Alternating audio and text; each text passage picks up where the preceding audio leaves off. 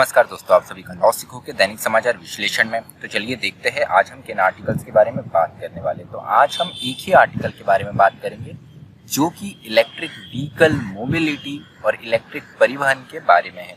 उसके साथ में लिथियम की भूमिका पे भी हम बात करेंगे। अंत में हमारा न्यूज इन फ्लैश होता है जिसमें हम उन समाचारों के बारे में चर्चा करते हैं जो कि हमारी परीक्षा के लिए महत्वपूर्ण है।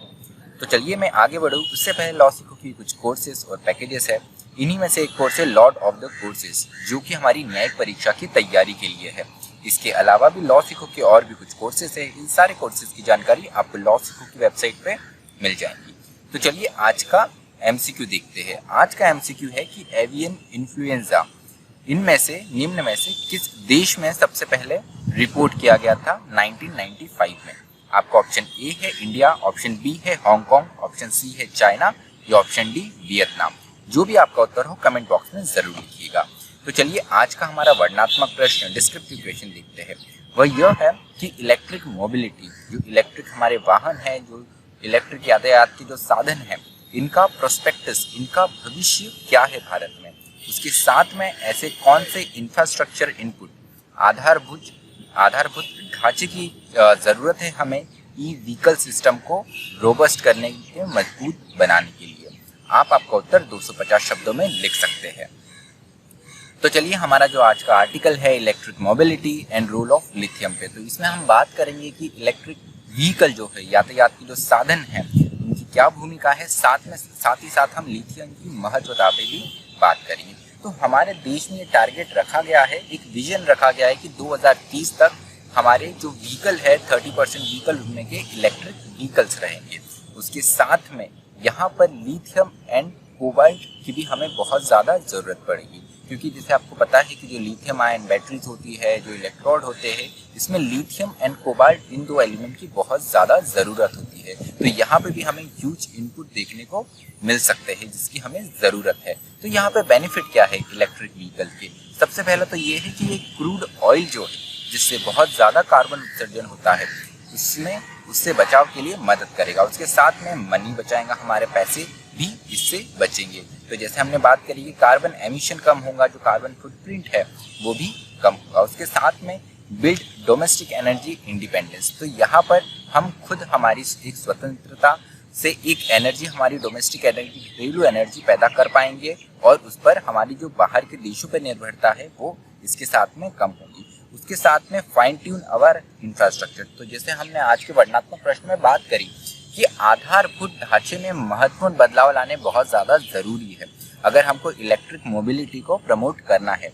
तो अगर इलेक्ट्रिक मोबिलिटी आएंगी तो इंफ्रास्ट्रक्चर जो है वो ऑटोमेटिक हमारा रोबस्ट होगा और फाइन ट्यून होगा। उसके साथ में लिथियम की जब हम बात करते हैं तो लिथियम एक ऐसा एलिमेंट है जो कि बाइपोलर डिसऑर्डर के लिए, ड्रग बनाने के लिए एक बहुत महत्वपूर्ण भूमिका निभाता है। उसके साथ में आत्मनिर्भर भारत अभियान जो है उसे भी यहाँ से प्रमोशन मिलेगा, उससे भी यहाँ से मदद मिलेगी। और जो हमारा विजन है आत्मनिर्भर भारत का, वो भी एक सपना इसके द्वारा पूरा हो सकता है, राइटर ने ये बताया है।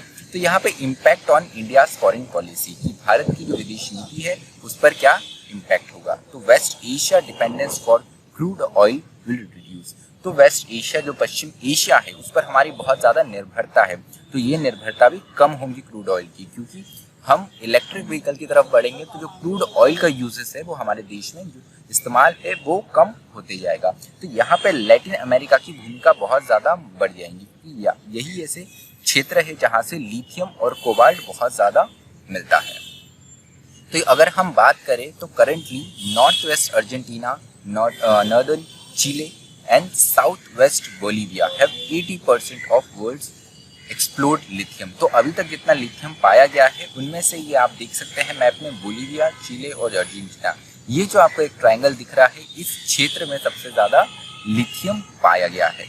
तो इसको हम लिथियम ट्रायंगल भी कहते हैं। तो currently India's lithium demand is fulfilled by China, Vietnam and Hong Kong. तो अभी तक लैटिन अमेरिका की जो देश है इनसे अभी तक हमारी इतने अच्छे रिश्ते नहीं रहे हैं। रिश्ते हमें देखने के लिए मिले हैं खासकर व्यवसाय से लेकर, लिथियम के इंपोर्ट से लेकर।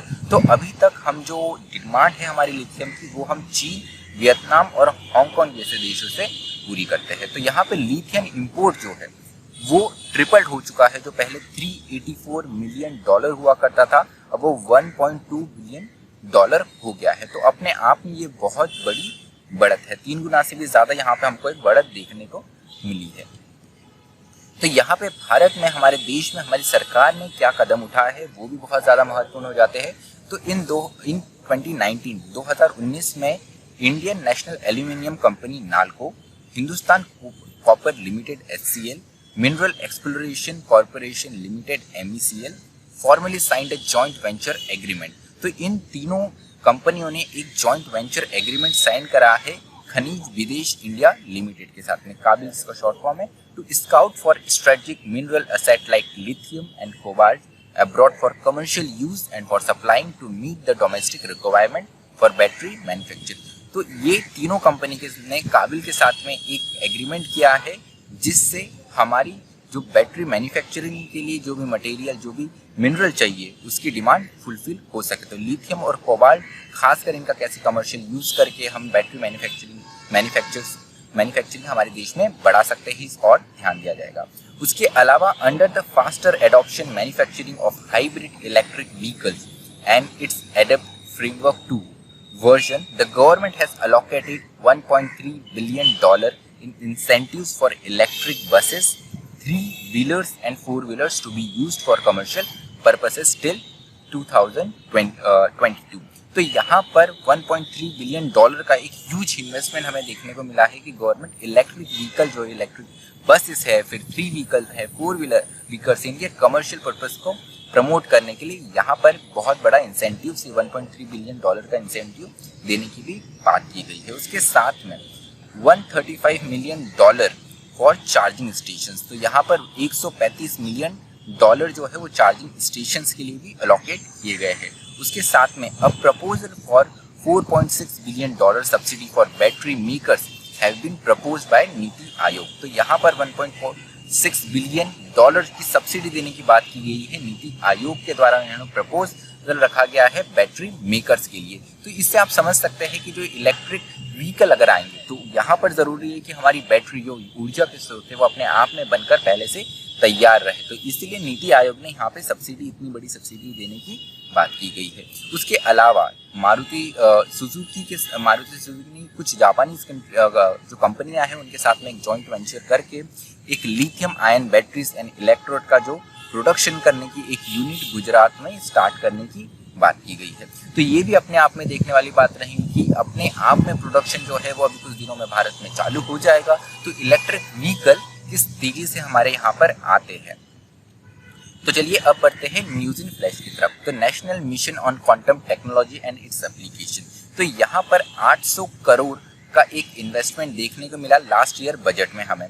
तो यहाँ पर क्वांटम टेक्नोलॉजी के लिए जो कि अभी फाइनल होना बचा हुआ है। तो इसका एम क्या है? सबसे पहले क्वांटम कंप्यूटिंग, फंडामेंटल साइंसेस, जो हमारा संचार सुविधा है, sensing, aerospace, numerical weather prediction, जो हमारा मौसम की जानकारी है जो प्रिडिक्शन किया जाता है, उसके साथ में साइबर सुरक्षा, क्रिप्टो करेंसी, स्वास्थ्य, कृषि, शिक्षा, इन सारे क्षेत्रों में क्वांटम टेक्नोलॉजी की बहुत बड़ी भूमिका होती है।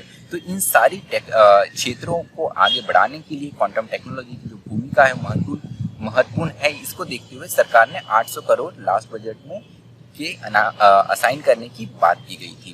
तो यहाँ पर हम देखने को मिलेगा कि कैसे ये national mission on quantum technology आगे बढ़ता है। उसके बाद में अगली जो हमारी खबर है वो आ रही है अरुणाचल प्रदेश से। तो जो हमारा पूर्वोत्तर का राज्य है अरुणाचल प्रदेश, यहाँ पे वेंडियम ओर पाया गया है। तो जो geological survey of India has found the possibility of vanadium, a high value metal used in strengthening steel and titanium. तो यहाँ पर जो ज्योग्राफिकल सर्वे ऑफ इंडिया है, इन्होंने पॉसिबिलिटी बताई है कि वेंडियम इस क्षेत्र में मिल सकता है। अब वेंडियम इतना महत्वपूर्ण इसीलिए है क्योंकि ये एक हाई वैल्यू मेटल है। अब ये स्टील और जो टाइटेनियम है, इसको स्ट्रेंथ, शक्ति प्रदान करने के लिए ये पर्टिकुलर मेटल बहुत ज़्यादा मदद करता है। तो India is a significant consumer of vanadium but is not a primary producer of strategic metal.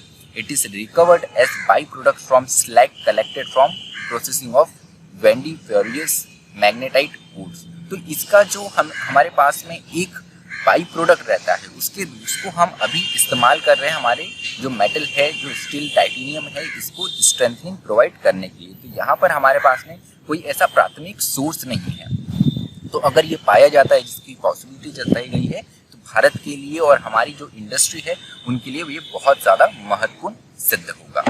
तो चलिए, आज का जो हमारा विश्लेषण है वो यही समाप्त होता है। अगर आपको इस वीडियो की PDF चाहिए तो वो आप हमारे Telegram channel LawSikho judiciary prep support group inner circle से डाउनलोड कर सकते हैं। अगर आपको नहीं लिंक दी गई है जो डिस्क्रिप्शन में, वहाँ तक अगर आप नहीं पहुँचते टेलीग्राम चैनल से, तो सर्च जो ऑप्शन रहता है टेलीग्राम ऐप में, उसमें आप ये सर्च कर सकते हैं LawSikho judiciary prep support group inner circle.